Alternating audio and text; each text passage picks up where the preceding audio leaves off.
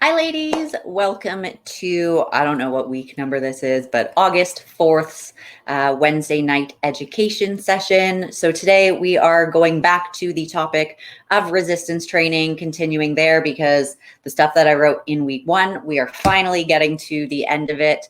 So this week we are going to be covering, again, how to brace your core and then understanding the core and what the different muscles are and what they do, how you can set yourself up for success and minimize injury as much as possible. We're also going to get into different things such as compound versus isolation movements, different tempos, how to tell if you're using momentum, when momentum is a good thing, and then a couple of different suggestions for how to take your sets to failure so that you're not spending like 2 or 3 minutes per set trying to get there. So if anyone can type in the chat on Crowdcast just to make sure that the audio is good, I'm going to check Facebook and then we will dive right in.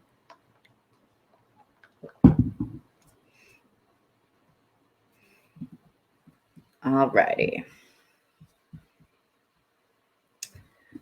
Okay, so first thing is first, we are going to get into the same thing as I have the past couple of weeks with resistance training, and that is bracing your core. So before we do anything, you are going to inhale and inflate the belly. Exhale and drop your rib cage down. From here, we want to brace for a punch. So if I were to stand naturally, there's this low back curve here. We want to tuck it under so our spine is straight, and that comes from our core stabilizers here. So that's your transverse abdominis, your rectus abdominis, a little bit of your obliques, and your back spinal erectors as well. So one more time, inhale, exhale, drop that rib cage down, and squeeze. So you'll see now it looks fairly straight. My butt's not out like this. And this is what we want to do before absolutely any set of any exercise that you do that is programmed for you.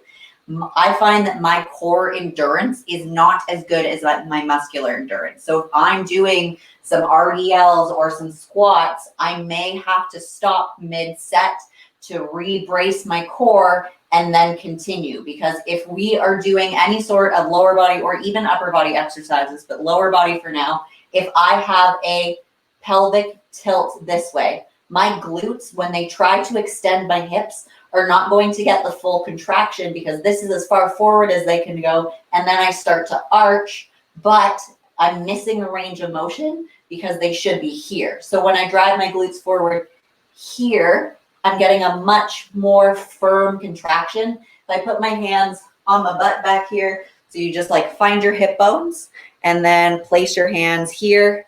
So you want to be able to feel back here. So let's do no bracing. Okay, so no bracing. Let's bend forward, drive those hips, heels down. And I don't really feel it. This is as far forward as my hips can go. The bottom of my glutes is squeezed, but I can't really feel the top. So instead, we're going to brace our core. Exhale, drop the ribs down. Squeeze.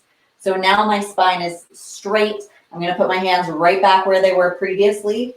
Bend forward, keeping this braced, and then drive the hips forward. And now I can feel it. So it's a full glute contraction. It's not just at the bottom where my hamstrings are. It's all the way up. And if your fingers are at the top of your glutes here, you should feel some sort of firm mass, no matter how big your glutes are, to help activate there. So I'm going to share my screen and show you guys a couple of videos so that you can visualize the muscles better. Window, Chrome tab. Let me just pull it up here. Lovely. Okay. Share, and we shall make this the focus screen.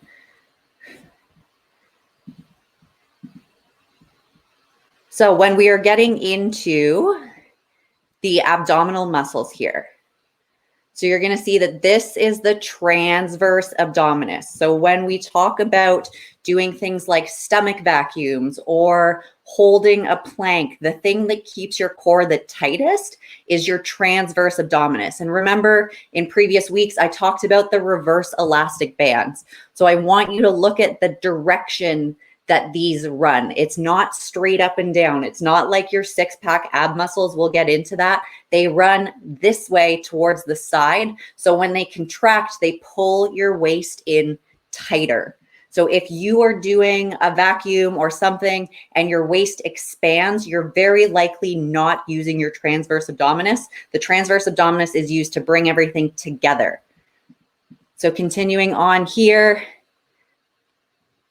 they are now inserting the rectus abdominis, which is your six-pack muscles.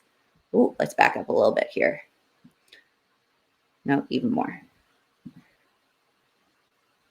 So what you'll see, this is the six-pack, eight-pack that people typically look for. Those muscle fibers run up and down. So when they contract, yes, that's where you're bringing your hips and your ribs together. That's where you're doing sit-ups or V-ups or leg raises. But your transverse abdominis underneath needs to be contracted, and you need to think about that. That needs to be part of your intent to train it. You can't just go ahead and think you're going to bring your hips and ribs together to train the entire core. The next thing that they are adding is your obliques.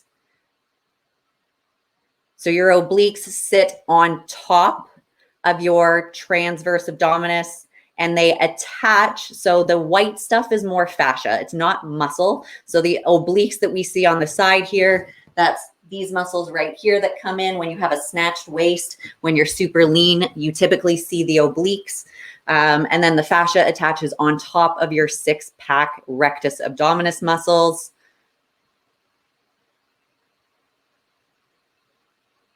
What else we got here?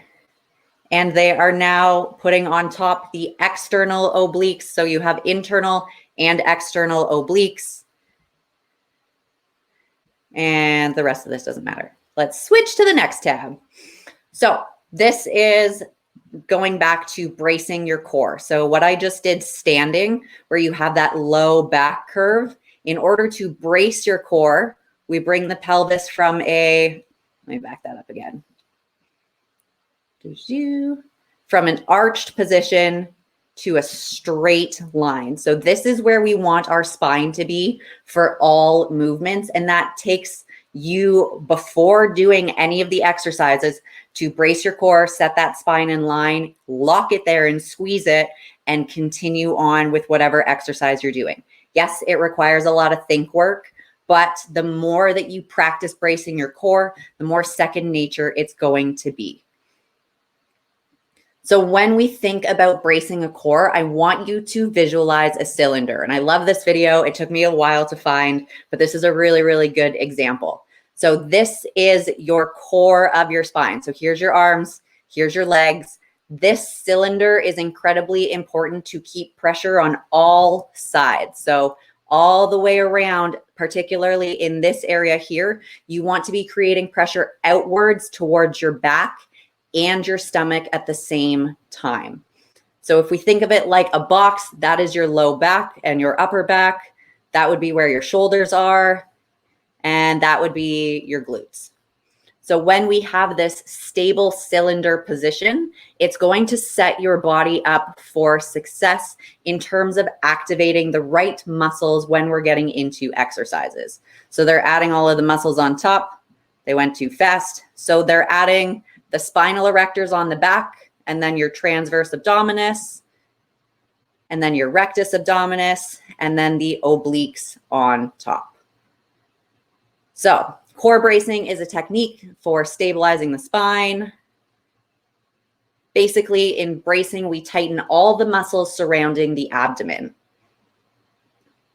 As we contract the abdominal muscles, the erector spinae muscles immediately go into joint action to support the back from the rear.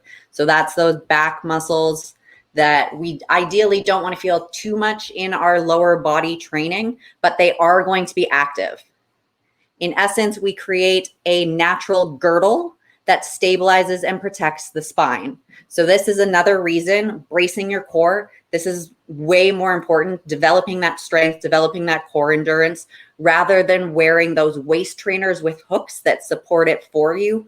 That I truly believe, when I first did one of my first ever shows, about 6 months later, I herniated my disc. I truly think it's because I overdeveloped my lower body while wearing a waist trainer while I was training. So I highly advise against it. You can wear a sweet sweat belt sort of thing if you want to do cardio, but it shouldn't be the one with the hooks that's squeezing your waist in, unless you're a competitor, and that's a different story. But for health and performance, we don't want to have any sort of waist trainers because they limit your core strength. Are these the muscles we use for stomach vacuums? Yes, I'm going to get into stomach vacuums, Cheryl. So what you're going to see here, when we're bracing our core, we want to think about pulling everything in towards our spine. So your transverse abdominis, again, those muscles run sideways, are pulling into the body towards the spine. Your rectus abdominis is being pulled in towards your spine. And one thing that is very often forgotten is your pelvic floor, specifically for the older ladies or women who have had children out there. Your pelvic floor very likely needs to be strengthened. And part of bracing your core not only is bringing your things into your spine from the sides, it's also from the bottom. So squeezing like you really have to pee, or thinking about lifting up underneath you to pull towards your rib cage, everything needs to come up and in. Okay, so this is something that I want all of us to try. So if you're doing cardio or whatever, try this later, but I'm going to split my screen here so you guys can see me. I don't think that's gonna work. I will go back to sharing in a bit. So I want us all, if you are able to lie on the floor. So you're gonna pop down onto your back. For your legs right now, they're just gonna be bent, feet flat on the floor.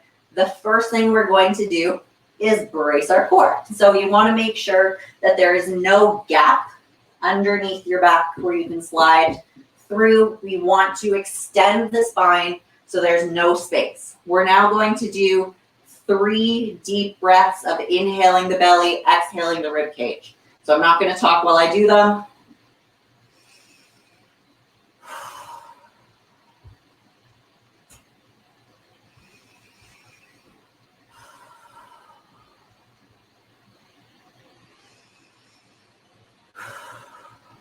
So I've done my 3, my rib cage is now down. And if you guys were looking at me, I kind of shuffled back in that second rep because I created more room for my spine because it was curved, and then it became slightly flatter, so I had to extend. From here, my rib cage is still down. I'm going to brace my core for a punch, push my low back into the floor as hard as I can, and then squeeze my pelvic floor like I really, really, really have to pee. If you take your 2 fingers and dig them into the front of your hip bones here, I want you to feel constant tension the entire time. The next thing that we're gonna do, keeping our low back pushed into the floor, core is braced, is lift the legs up to about 90 degrees. So we're keeping our body pushed into the floor. I cannot lift my low back. My fingers feel the tension of my core underneath. And from here, I want you to see how far you can extend one leg and lower it to the floor without your back arching up like this. So you want to think the entire time that you're extending and lowering this leg, low back into the floor, low back into the floor, tension underneath my fingers. So I need to reset. Squeeze that core. So I'm keeping my low back pushed into the floor. I'm going to extend the one leg. For me, I can get almost to the bottom of the floor because my core is fairly strong. If you have to stop here because you start to lift, that is okay. I only want you to go as low as you can. So once again, I have to reset. So a slow extension, as low as you can, pushing that low back into the floor. And then as you come up, same thing, low back into the floor as hard as you can, keeping pressure underneath your fingers, and switch sides. So you'll very likely find that after 5 to 10 reps per side, your core gets tired and you're going to start to lift your low back. So we always want to think about keeping this braced, pushing in, and we don't want this arch where it slides through. Okay, so what does this look like from an anatomical muscle sort of view? I will go back to sharing my screen here.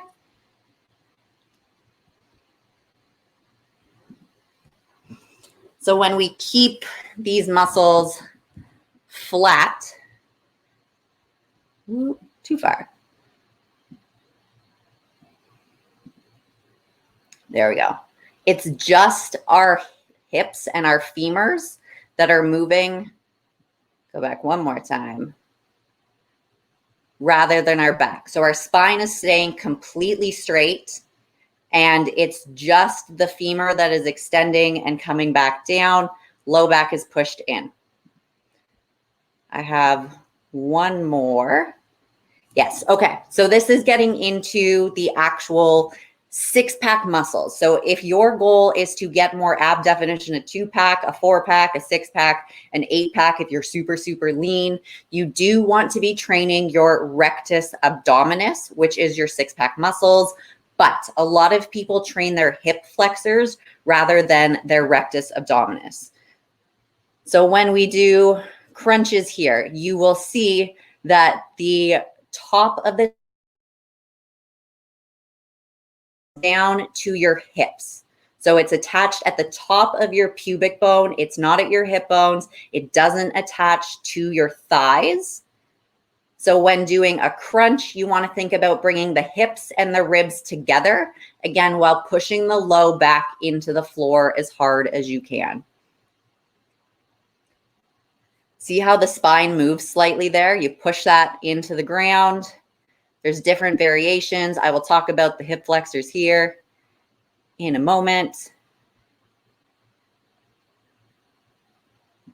And then if we're doing something like a reverse crunch where you're lifting your legs instead, look at what the pelvis is doing. It is coming up towards the ribs and then back down.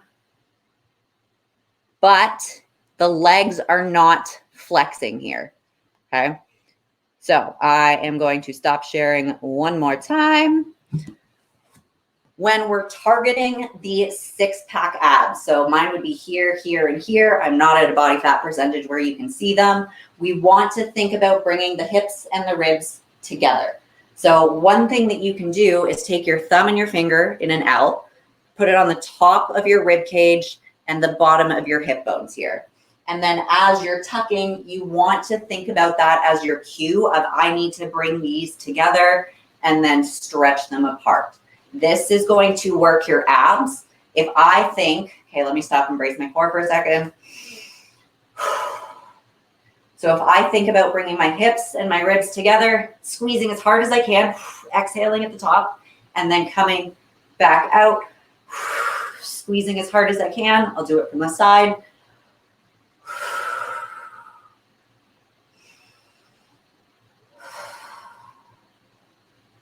So that's about, 4 or 5 reps, something like that. I can feel these muscles working.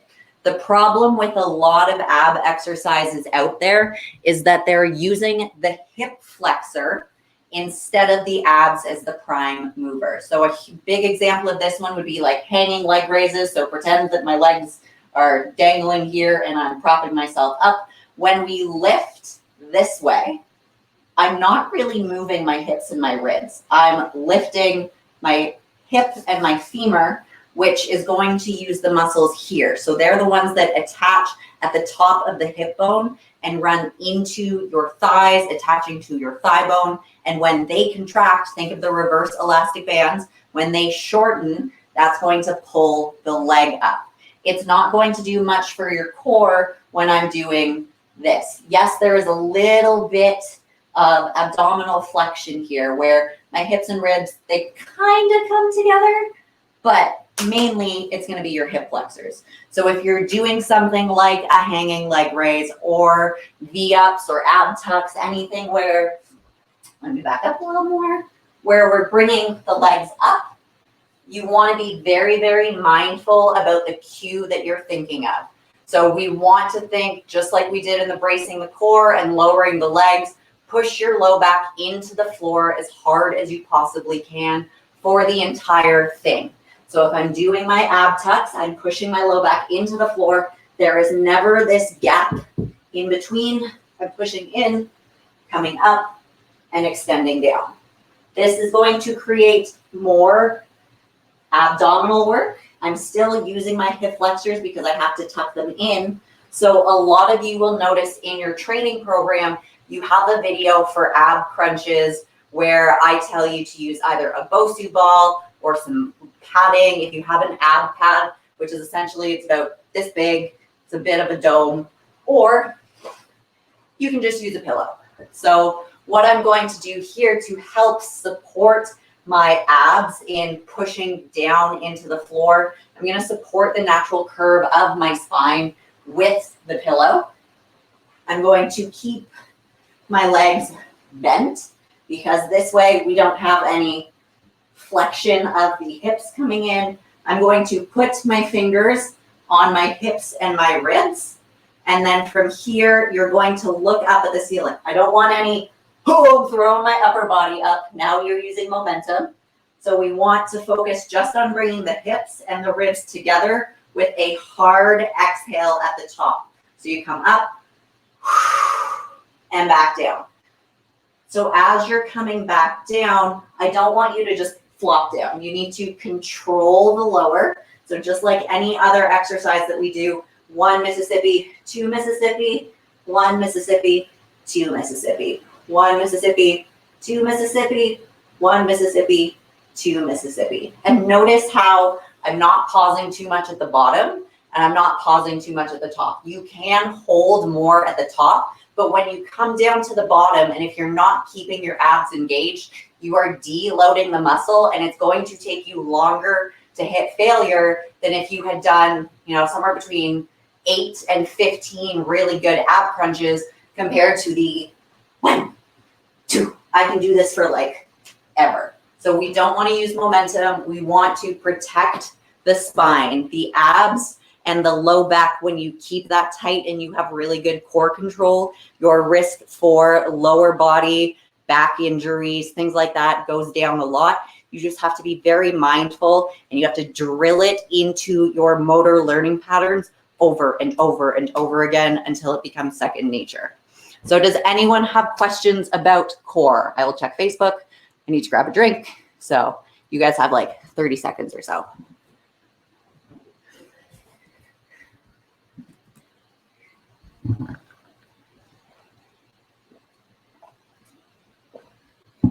I think we are good on this side.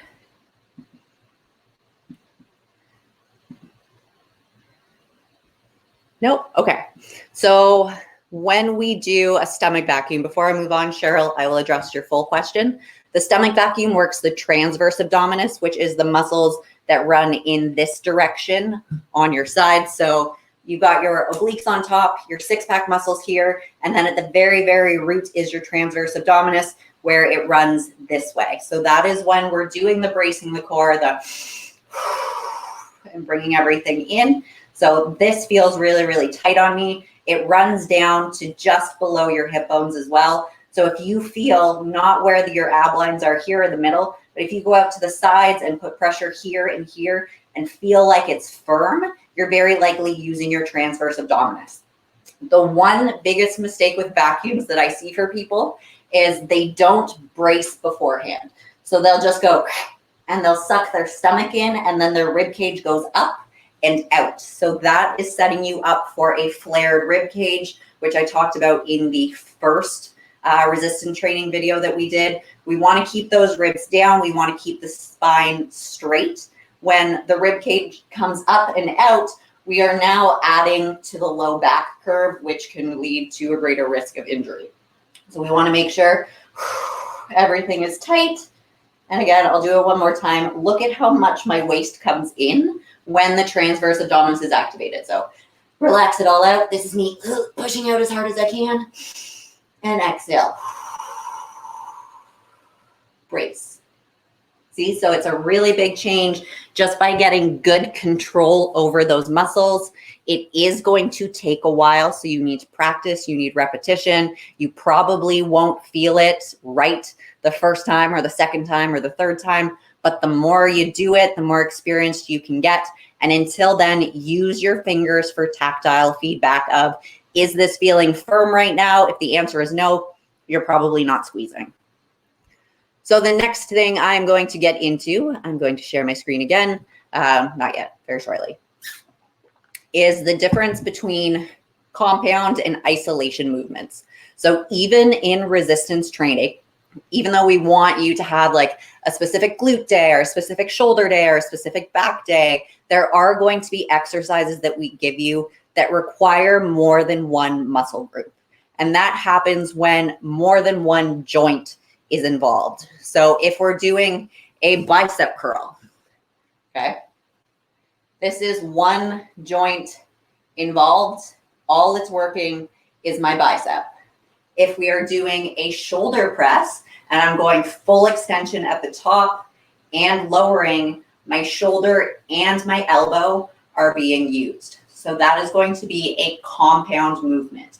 However, when we resistance train, if you guys remember back to the first week, when we do the shoulder press, and I said you want to focus on your delt, you don't straighten your arms all the way because that's using more of your triceps. So there's ways that you can focus on a specific muscle group in a compound exercise where it's the predominant mover. It's going to take most of the load, but you're still going to have other muscles jump in to help, because this just physically, when there's two joints moving at the same time, you need to use multiple muscles.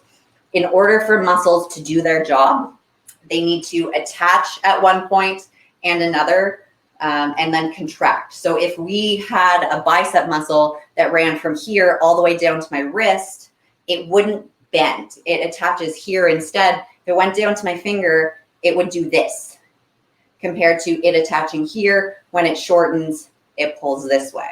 So I hope that makes sense. I'm going to show you visually a couple of differences between compound and isolation movements. Where is my other window? There it is.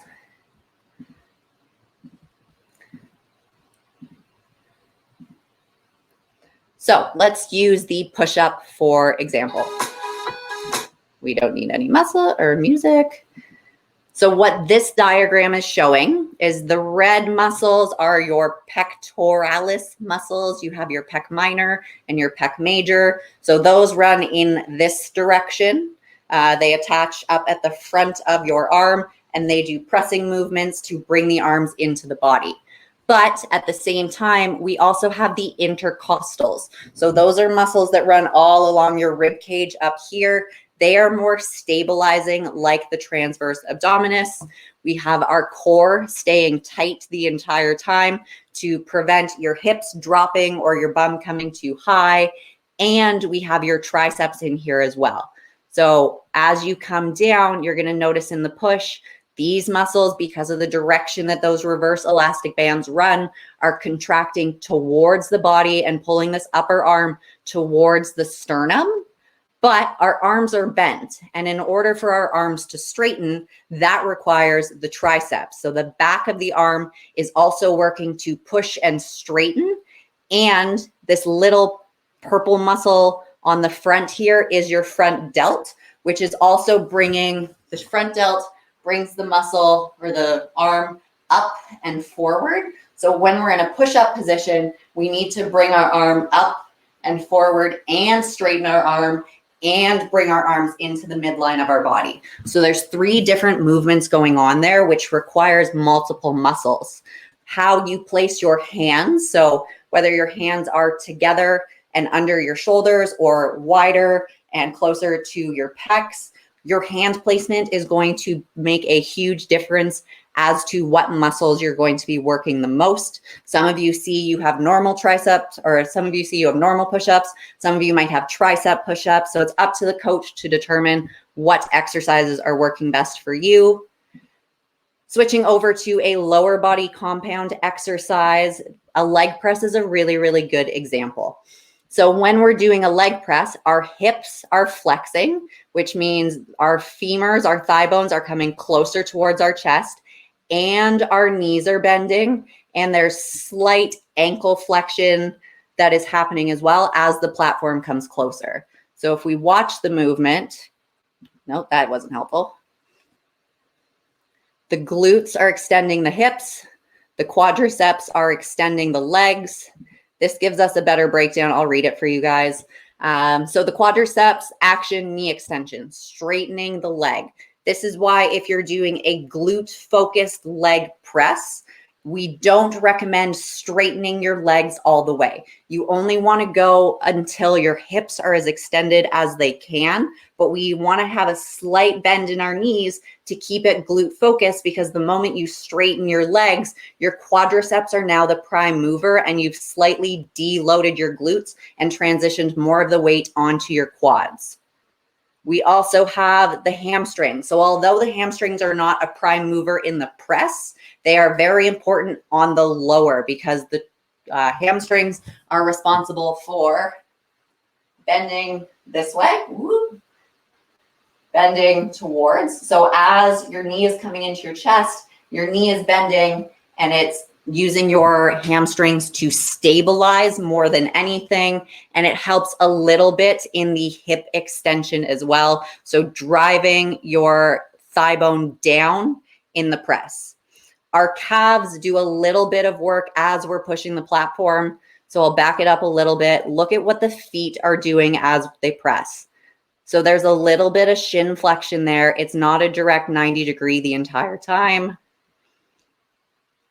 Foot placement also plays a really big role on the platform. So if we go back to last resistance training session, part 2, where I talked about the shin angles of 90 degrees is where you feel your glutes the most, versus if your knees are over your toes, you're going to feel it more in your quads. So if you want to do a glute focused leg press, you want to make sure that your knees are coming up towards your armpits in a 45-degree press. You're focusing on stretching the hips. And as you press, you're pushing your low back into the pad as hard as you can. If you want to make it total body focused of quads and hamstrings and calves, your feet can be somewhere in the middle here in between. But this is going to work predominantly your quadriceps, because look at how bent your knee is here compared to your hips. There's going to be a little bit of glutes, but your body needs to straighten your leg rather than straighten your hips out. I hope that makes sense. Now, isolation exercises are where we really just want to focus on one muscle group. This is where if we're using or if we're targeting the glutes, we want just the glutes to do the work, move the load, not the low back, not the hamstrings, not the quads.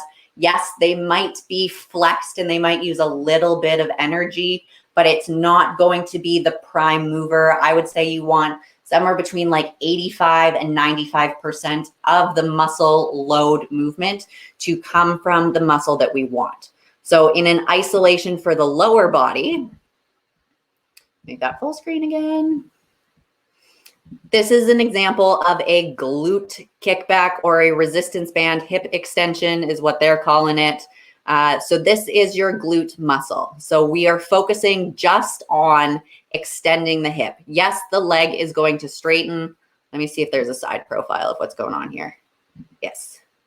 So yes, your leg is going to straighten, but what we're really focusing on, show me one more time, is driving the hip into extension. You're not focusing on, I'm going to straighten my leg with my kneecap. All you're thinking about here is driving your hip down towards the floor while sending your kneecap back. So again, the cue to feel your glutes in any exercise is heel down or kneecap back. Let's do extension. We want to think about hips forward, body down. So getting into this, another helpful tip is we want to look at what the foot's doing here. It is slightly externally rotating. Because look at the direction that these muscle fibers, there, the direction of the muscle fibers go this way, and they attach slightly on the outside of your thigh bone. So while they're pulling together and pulling that thigh bone back, it's also going to do well if you slightly externally rotate your toe on the back extension part, and as you tuck in, you return it to neutral. So this is a really good example of why it's important to brace your core. So at full hip extension here, this is maximally contracted with a flat spine. This one here, the person has overextended. They're now incorporating their low back. They're arching, and you're not going to get as good of a glute contraction here because other muscles are jumping in to help. So it's going to take longer for you to fatigue those muscles. All right. Does anyone have questions about compound versus isolation exercises? I'm going to run a quick little mental pop quiz. I obviously won't be able to see your answers, but I'm going to tell you whether you were correct or not. So compound or isolation movement, a lat pull down. So the bar is here. I'm pulling it down. Is it compound or is it isolation? The answer to this one is compound. So we are moving at the shoulder joint and at the elbow joint. Yes, we want to make it lat focused, but we can also make it bicep focused if we underhand grip and now focus on curling the weight at the same time that we're pulling in. Obviously, with resistance training, we want you to focus mainly on isolating your lats. If you're doing a wide grip lat pull down, focusing on leading with the elbows, and we don't want the biceps to jump in as much, but they are going to help a little bit because it is a multi-joint movement. The next one, a dumbbell lateral raise. Okay, so compound or isolation. So this exercise is an isolation because we are only moving ideally at the shoulder joint. However, there can be times where this becomes compound when you let your ego get the best of you and you go a little bit heavier, or you push harder and you use momentum and you start using your traps to shrug it up. And now not only is it your upper arm bone moving in your shoulder, your whole shoulder blades, your scapula is moving at the same time, requiring multiple muscles compared to isolating your delts, keeping your shoulders rolled down and back, and stretching out to the side. What other one? A hamstring curl. So if you're doing a seated or a laying hamstring curl at the gym, you're in a machine, compound or isolation. This one is also going to be isolation because we are working on just bending at the knees. However, sometimes I'm going to pick on the laying hamstring curl. So if you are in your laying hamstring curl machine, or you are doing a dumbbell hamstring curl at home or cables or whatever it is, a lot of people have the tendency to curl and arch, and they stick their butt up in the air because that makes it easier. You are now using your low back to help move the weight, which we do not want. So there's two different options that you can try here. The first one is you can prop yourself up on your elbows and just drive those hips in, but that is still going to use your low back because you have a slight arch where in order to stay in this position, my low back muscles have to be contracted to stay here. So I can still curl and make it more hamstring focused, but my low back is going to help a little bit. Ideally, when you're using a laying hamstring curl machine, it's on a slight angle where your hips go down. That is a really, really good thing that we want. However, if you're at home and you're doing this off of a bench or you're doing it on the floor, You are going to grab your ab pad or a pillow, and I want you to place it under your hips. So from here, if you're on a machine at the gym, you want to pull yourself into the pad and give it a hug as hard as you can. And I'm thinking about pushing my hips down into the floor while driving my feet back and up. So there's no low back movement here. I'm thinking about driving my hips forward. And when I drive my hips forward, they can't arch at the same time. You can't go down and up at the same time. So I'm pushing my hips into the pillow or the pad, whatever it is, as hard as you can. And then focusing on knees into the pad, heels up, nice squeeze as high as you can. I can feel my hamstrings contracting with zero weight right now. So that should be a goal for you guys. Practice this at home with the pillow underneath your hips. Keep your spine in line and do, I would say, no more than 15. And you should be able to feel just your hamstrings with no low back engagement. If you feel this in your glutes a little bit too, that is okay. We're thinking of driving our hips into the pad as hard as we can, which means we need to use our glutes a little bit to drive forward. Does anyone have any questions about compounds versus isolation? Then we're going to get into some ankle mobility for squats. I will check Facebook one more time.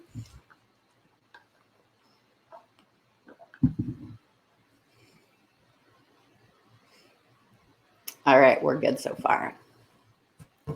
All right, so moving on to one of, and that is squat depth. So a lot of people have this issues. That's totally okay. I'll give you an example and show you what I mean. So if I were to stand with my feet about hip width apart, maybe a little bit wider, but that's it, and then do a normal squat, I can get to about here, and that's still with me hinged forward. If I stay upright, I can get to here. And where do I feel it the most? My ankles. So my ankles have very, very, very poor flexibility from jumping on a trampoline for years and years and years. And I'm still working on it, not as much as I admittedly should be. But as I come down and I'm sinking my butt back, I've braced my core. This is as low as I can get until my ankles say no more. And if I go any lower, I'm going to stumble back because I can't evenly distribute my weight over my feet. And now I'm going to lean back because too much of my mass is behind my center of gravity. I'm going to show you guys muscularly what this looks like.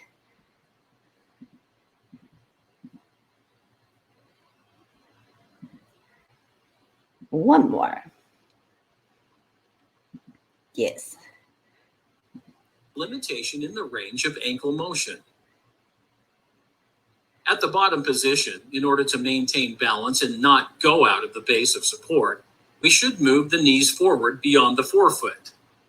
Common problem, restricted ankle dorsiflexion. Once the line of force is out of the base of support, the body falls back. So as you saw there, are they going to shift them forward again? Now let me go back to, Go out of the... So this is actually what we want in a squat. We want to have that ankle flexion. Our knees are going to come slightly forward. That's okay in a squat. And then our hips and our spine go straight up and down. But when you have limited ankle mobility, like I do, there's a couple different things that we can do where you can still get a deeper squat, but you don't have to feel like you're falling over all the time.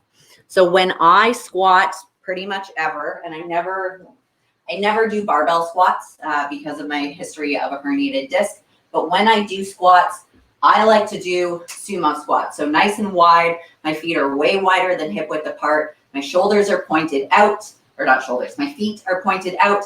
I'm going to corkscrew my hips at the top. So we're not corkscrewing down here. That's going to create knee pain. You want to think about externally rotating your thigh bones from the top of your hips And then when I come down, I can get nice and low here. So I'll show you from the side. I can come down nice and low because, oh, you guys can't see my ankles. Coming back up a little bit. Look at what my ankles are doing as I sink down here. So they flex, but they're not too bad because of my wide stance.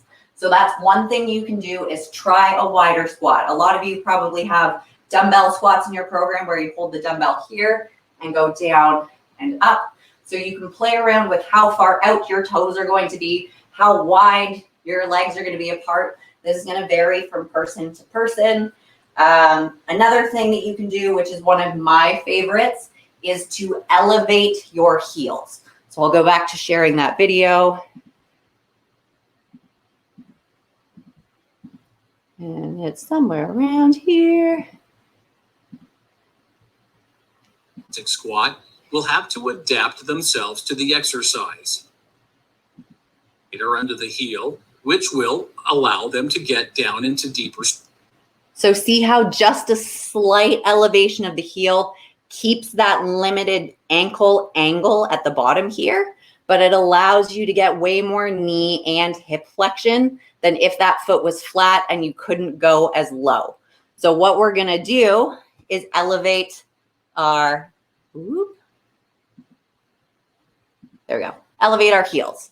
So if you are in a gym, sometimes they have these like wedge platforms. I highly recommend that you try those out. You can also try using weight plates. So either the 2.5s, the 5 pounds. I wouldn't say the 45s because they're kind of thick and they're going to raise your heels a lot.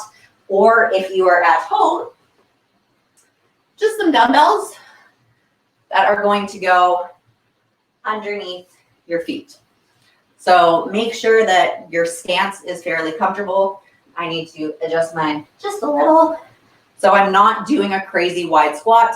I am bracing my core, externally rotating at the thighs, and then I can come down. Oh, look at that. I can go all the way down here just from a slight ankle elevation compared to, that's it. So I get a lot more glute engagement, a little bit of quad engagement, but way more glutes because of what I'm thinking about when I elevate my heels, brace that core, externally rotate at the hips, and then come down at the bottom. I'm squeezing my glutes as hard as I can, driving my hips forward. I'll do it from the side. So from here, brace the core. Externally rotate the hips and drop it down. So you'll see that my ankles, they're still at 90 degrees. My shins are a little bit farther forward, but now I can get what we call ass to grass low and then squeeze. This is a full stretch on my glutes. Squeeze and come back up and down and come back up. So if you have access to dumbbells, I highly recommend that you do that. If you do not, it's okay for you to only go as low as you can without falling forward and back. Hopefully, the more you do it, especially because your programs are anywhere from, I'd say, 6 to 16 weeks in length, every single week, hopefully you'll be able to get a little bit lower on the depth and stretch your ankles as much as you can in between to help improve that mobility. Does anyone have any questions about ankle mobility?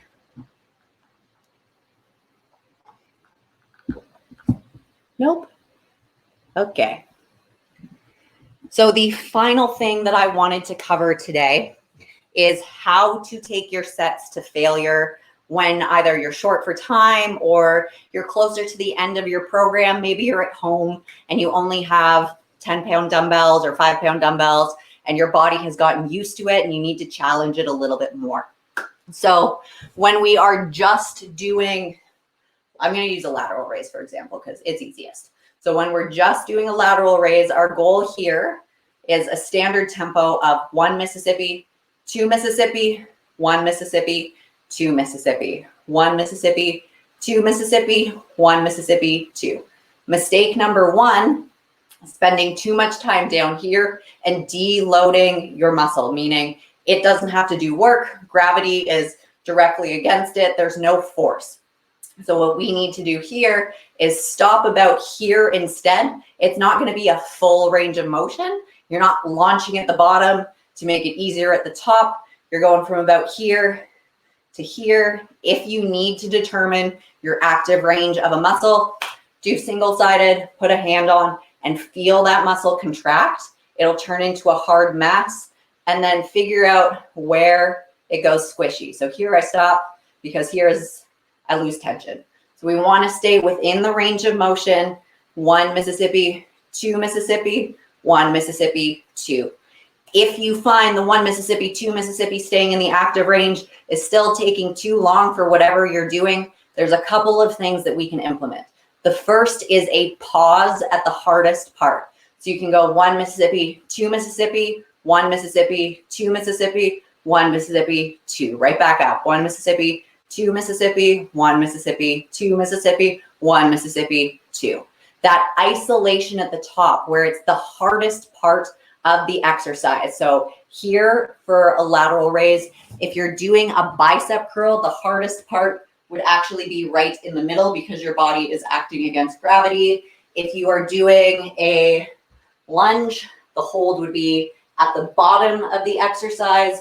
If you are doing a hip thrust or glute bridge, the hold would be at the top. So wherever the muscle is maximally contracted, you can hold it for 2 seconds, 5 seconds. One of the things that I really like to do when I'm doing either hip thrusts or glute bridges is add little abductions at the top. So I will show you here, lying on the back. Brace the core. And then drive through. So hips up. And then I'll drive my kneecaps out. 1, 2, and then come back down. So it's keeping these muscles contracted while also working other muscles in the glutes before I come down. 1 Mississippi, 2 Mississippi, 1 Mississippi, 2 Mississippi, 1, 2, 1 Mississippi, 2. And already just those like 4 reps that I did, I can feel my glutes lighting up. I could probably do somewhere between 15 to 20 of those, and then my glutes would really start to get fatigued. When you feel yourself approaching fatigue and you're like, I don't know how many more I can do. Maybe I can do 5, maybe I can do 10. First of all, tell yourself 10 more. So 1 Mississippi, 2 Mississippi, 1 Mississippi, 2, until you can't go anymore. And you're like, oh my God, I think I got like 3 left. And then here you hit failure. You can't hit the top. Take a quick break. Now, the approaches that we can apply afterwards, this can be applied to almost any exercise, is doing either small pulses at the top. So again, the most difficult range, you can do small pulses here. Another thing that you can do at the end of your set, when your mind-muscle connection with the muscle is good, is to create momentum on the raise and then a slow lower. So we want to go 1, 4 Mississippi, 3 Mississippi, 2 Mississippi, 1. Right back up, 4 Mississippi, 3 Mississippi, 2, because it's typically the concentric. When the reverse elastic bands are coming together, that is where we fail first, but the lengthening of the muscle likely has more energy. So if we do use a little bit of momentum, we're like, oh my God, I can't get it up anymore. Take a little bit of a break, reset your core. Up, 4, 3, 2, 1. With control, 3, 2, 1. That can drain even more energy out of it. Other things that we can do, you can do this really for any set that you're doing. It doesn't have to be at the end, is a 1 1/4 rep. So I'm going to show you in the glute bridge because it's one of the easier ones. This is where we're doing a pulse at the top, but it is very controlled and you are in control of the muscle contraction. So I'm going to come up for a full rep. I'm going to drop a 1/4, come back up a 1/4, and then come back down. Okay, so it's a 1 Mississippi, 2 Mississippi, down, up, 1 Mississippi, 2 Mississippi, 1 Mississippi, 2 Mississippi, down, up, 1 Mississippi, 2. Not to be mistaken with, okay, we are not humping the air. You are using control the entire time, and you're visualizing through the entire set. Full contraction, slight stretch, full contraction, full stretch, full contraction, slight stretch, full contraction, full stretch. Okay. Other things that we can do are third pauses. So when you are doing a rep, and this is my range of motion, you can go up to the top, come down, 1, 2, 3, 1, 2, 3, 1, 2, 3, up, 1, 2, 3, 1, 2, 3, 1, 2, 3, up. So if you're short for time, this principle of doing thirds, so you're coming up as you normally would, and then you take 3 3-second holds in the thirds before you go back up. That will fatigue you much, much, much quicker, and you're going to find that you need to use a way lighter weight overall. What else do I got here? Ooh, rest pauses. So rest pauses are something that I use pretty much every single time I train, where I go to complete failure. Okay, so like, oh my God, I can't do anymore. And then a rest pause is where you take somewhere between 3 and 5 seconds just to catch your breath, shake it out, and then you keep going. 1 Mississippi, 2 Mississippi, 1 Mississippi, 2. You'll very likely be able to get anywhere from 1 to 5 extra reps out, and then you can apply those to fatigue, I guess, approaches that I've shown you guys already. So like 1 Mississippi, 2 Mississippi. Okay, rest pause, take like 3 seconds, 5 seconds, shake it out. 1 Mississippi, 2 Mississippi, 1 Mississippi, 2. I don't think I can do any more. Up, 4, 3, 2, 1. Up, 4, 3, 2, 1. Up, 4, 3, 2, 1. Small pulses at the top, and then control the lower. There's different types of things. As long as you're focusing on the contraction and the extension, you're applying momentum in a smart and understandable way. If you're just throwing your arms up and hoping for the best, you need to go back to the 1 Mississippi 2. You really need to be able to feel the muscle fibers for these suggested ways to work in your favor with resistance training. Otherwise, you're very likely going to be weightlifting, which is a different thing entirely. We covered that in the resistance training part 1 video. So let me just check my clipboard here. I think that was about it. So, oh, and we're perfect for time. Awesome. All right. So next week, guys, I will be back with refeeds and the reverse diet. So we are talking more on nutrition. We are talking about when you are in a lower calorie phase, what those refeed days do. And then once you have completed a dieting phase of low calories, high cardio, what is happening physiologically when we start to bring you out, pull back on the cardio and add more food where you're still able to keep your results. And for a lot of women that I work with and our LadyTheFUp coaches work with, they see even better results and their body continues to change with really good improvements as we increase the cardio and, decrease the cardio and increase the food. So that is it for this week. I will see you all next week. Have a wonderful week, and we'll be back with nutrition on, what day is that? August 11th.